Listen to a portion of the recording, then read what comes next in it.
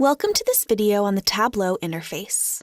You can download the exercise workbook to follow along in your own copy of Tableau. We're currently on a sheet. Sheets are where we can build visualizations. Let's go over some of the various areas of the screen. At the top, we have the menus. The layout may look slightly different on a Mac. The menus contain a lot of powerful options. I recommend clicking through to see what options they contain. Below is the toolbar, with buttons like Save and Undo. There's no automatic save in Tableau, so make sure to save your work periodically. Many of these buttons are contextual to what's going on in the sheet. For example, the Clear Sheet button is unavailable here because there's nothing on the sheet.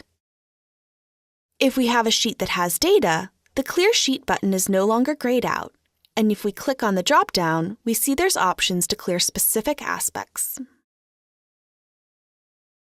The logo button here brings us back to the Start experience, where we can access saved data sources, recently opened or pinned workbooks, etc. To the left of the screen is the Data pane.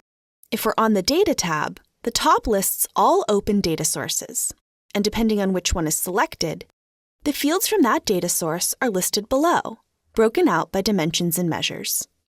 The Data pane will also show any sets or parameters we may have. If we open the Map Layers or the Format pane, these temporarily cover the Data pane. To get back to the underlying Data pane, simply close whatever's on top of it. The Data pane can also be minimized like so, and then re-expanded. Down here at the bottom is the status bar.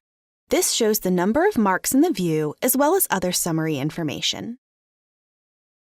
If we click to the Analytics tab, we can bring out pieces of our analysis directly as drag and drop elements. If they're not relevant to the type of view, certain elements will be grayed out, such as totals on a timeline. If we select something like a trend line, we can bring it out to any of these drop areas to control aspects of its properties, like model type and which measure it should apply to. New sheet tabs are found down here at the bottom. We can create sheets, dashboards, and stories with these tabs. We can do things like rename the sheets, duplicate sheets, copy formatting, and many other things. If the workbook has a lot of sheets, we can navigate easily with the controls in the bottom right corner. Finally, and perhaps most importantly, we have the shelves. A view can be built by dragging and dropping fields from the Data pane directly onto the canvas or onto the shelves. Shelves are also sometimes referred to as cards. There's the columns shelf and the rows shelf up here, the pages shelf, the filter shelf, and the marks card. It's also possible to type directly into the columns or rows shelf if you know the field you want to use. The marks card is made up of several other shelves, each of which can have fields placed on them, and can be clicked on to edit their characteristics. Changing the mark type can change the shelves on the marks card, such as selecting Shape brings up the Shape shelf. Depending on the composition of the view, there can be multiple marks cards, one for each measure. Legends, such as for color, size, and shape, will automatically be created when a field is placed on the color, size, or shape shelf. However, legends can be removed by clicking on the menu and selecting Hide Card.